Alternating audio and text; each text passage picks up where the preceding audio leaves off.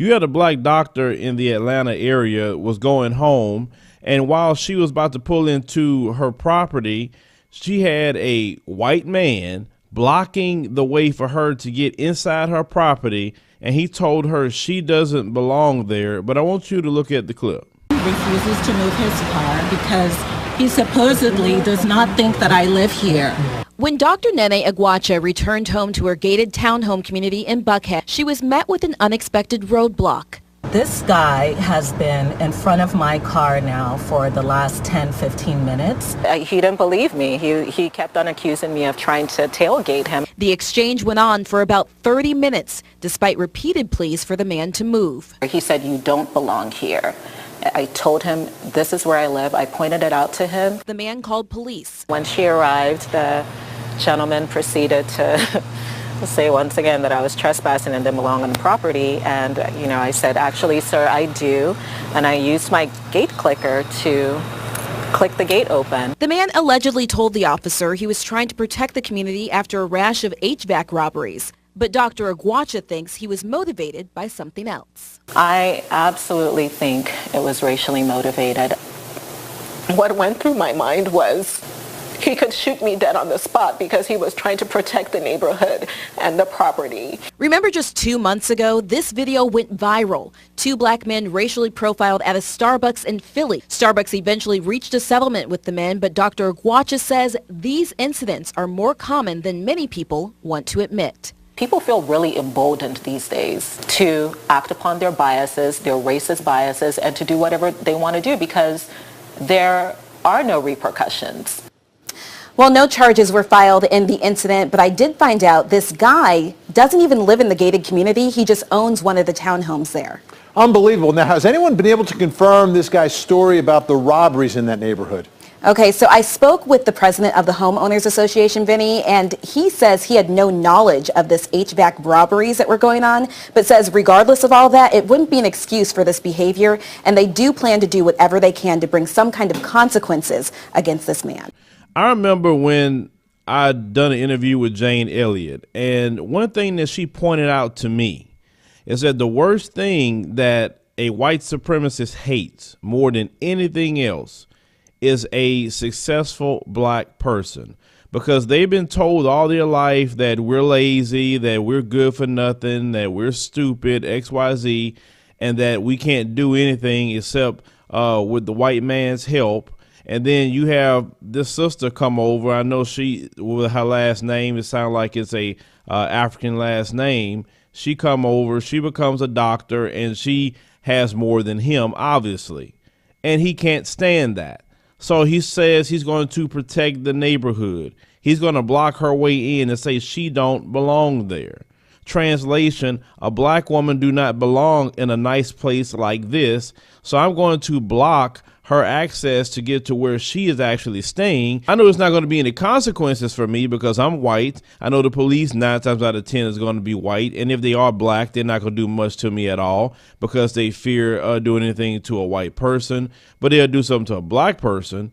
So I'm not really worried about what I do to this black woman. That's why she said in there that wasn't going to be any consequences for what he is doing. It should have been some consequences. Now, if it had been her blocking him, trying to get to his property, it would have been a problem. The police would have had an issue with her. See, that's why they're doing the things that they are doing right now. We as black people, it doesn't matter if you are Pookie and Ray Ray. It doesn't matter if you are a doctor. It doesn't matter or if you are a president. It doesn't matter. In the system of racism and white supremacy, you are nothing but an N-word to them. Don't think you get so high and mighty and you making a few dollars more than another black person like you made it, like you special or whatever else. We are all the same in this evil system that we're living in. Now, you have some of them, when we use the word white supremacist, they think the Ku Klux Klan. They think neo-Nazi. That's what they think. So they say, well, not everybody's a white supremacist. Nobody's in a Klan like that. Any person that support the control and domination by whites only over everybody else and not an equal share of power believes in white supremacy. period. You don't have to be in a Klan to believe that ideology. You don't have to be a neo-Nazi to believe that ideology. It's called, now when you see Klan and neo-Nazis, they are white supremacist extremists. That's who they are. They're not just an average white supremacist. That's why they go out in the street. That's why they commit murders. That's why they do all the things that they're doing, talking about a white civil rights rally. I want to make that very, very clear to those who don't understand that terminology, because there are many people that support Richard Spencer that's nowhere near the alt-right. They'll say, yeah, you know, Richard Spencer's kind of right.